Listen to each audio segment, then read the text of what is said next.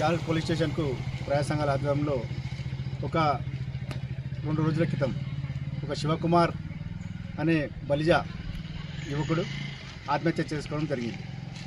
దీని వెనకాల రాణమ్మ రెడ్డి అని ఒక మహిళ, ఆమె యొక్క అక్రమ సంబంధంతో ఆమె వేధింపుల కారణంగా, వాట్సాప్ వేధింపుల కారణంగా, వీడియో కాల్ వేధింపుల కారణంగా ఆమె ప్రతి విధంగా చాలా రోజులు వేధిస్తూ వస్తున్నది. వేధించి వచ్చిన తర్వాత లాస్ట్కి ఆయన వీడియో కాల్లో మాట్లాడి ఆమె నేను చచ్చిపోతా అంటే నేను చచ్చిపో, నీ ఏమైతే ఏమింది అని చెప్పిన తర్వాత ఆయన ఆత్మహత్య చేసుకోవడం జరిగింది.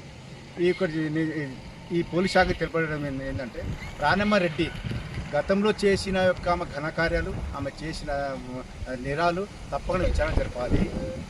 విచారణ జరిపి ఆమె కఠినంగా శిక్షించాలి.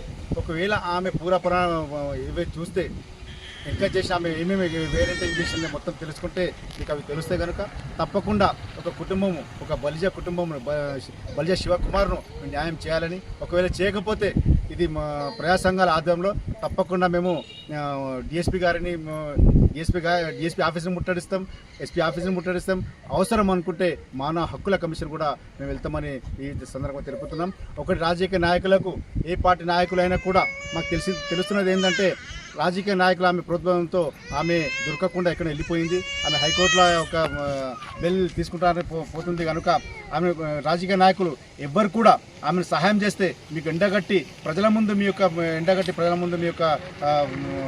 దీన్ని ప్రజలు తీసుకొస్తామని రాజకీయ తెలుపుతూ ఈ సందర్భంగా పోలీస్ శాఖను తప్పకుండా విచారణ జరిపి తొందరలోనే వాళ్ళకి అరెస్ట్ చేయాలని కోరుతున్నాం. ఈరోజు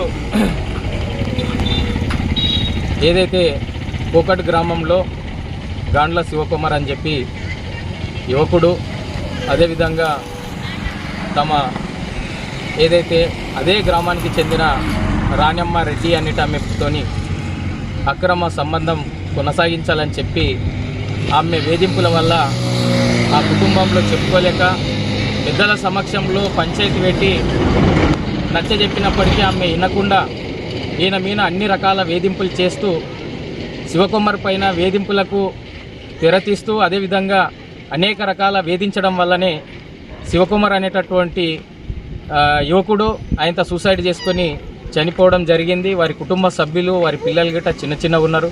ఏదైతే రాణమ్మను తక్షణమే అరెస్టు చేయాలని చెప్పి మేము CI2గా ప్రజా సంఘాలుగా డిమాండ్ చేస్తున్నాం. ఎందుకోసం అంటే ఈరోజు ఆమె వేధింపుల వల్ల ఒక కుటుంబం ఏదైతే రోడ్డు మీదకి వచ్చినటువంటి పరిస్థితి ఉంది. ఒక ఆయన మరణానికి కారణమైనటువంటి రాణమ్మని తక్షణమే అరెస్టు చేయాలని చెప్పి ప్రజా సంఘాలుగా డిమాండ్ చేస్తున్నాం. లేకపోతే అవసరమైతే DSPకి కానీ, SPకి కానీ, మానవ హక్కుల కమిషన్ కానీ ఫిర్యాదు చేస్తాం. ఇప్పటికే పోలీసు వాళ్ళు ఎంక్వైరీ చేశారు, FIR చేశారు.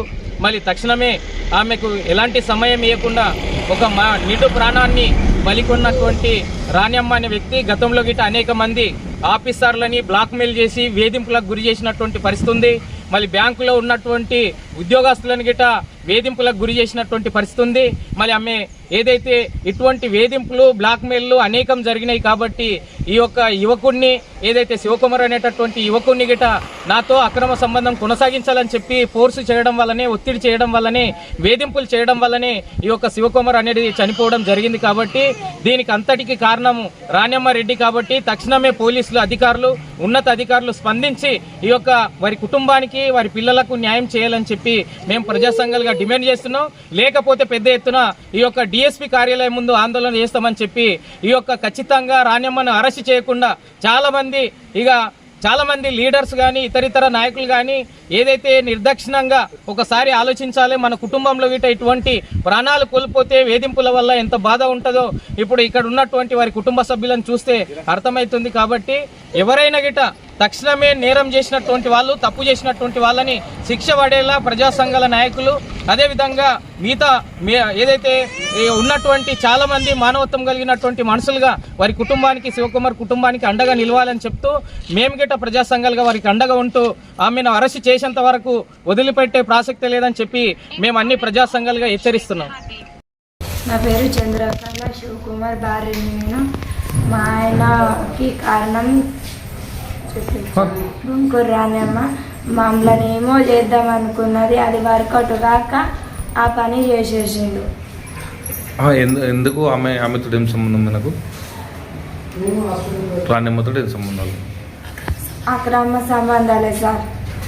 డబ్బు తీసుకోవడం ఇవ్వడం తెలియకుండా ఏమి టార్చర్ పెట్టిందో తెలియదు, కానీ ఏమో చేద్దాం అనుకున్నది, అది వర్కౌట్ కాక ఈ పని చేసేసింది. ఇది 5 years నుంచి ఒక్కసారి నచ్చ చెప్పినాము ఆమెకి, ఈయనకు నచ్చ చెప్పినాము, ఆమె వినలేదు. మళ్ళీ ఈ మధ్యలో మళ్ళీ వర్కౌట్ చేసింది. మళ్ళీ చచ్చిందా లేదా అని ఆమెకు చెప్పిండు. ఆమె మళ్ళీ వేరేలతో పంపించి కూడా చూసి మాకు తెలిసింది. నేను చస్తున్న వీడియో కాల్ అది చేసి చూపెట్టింది.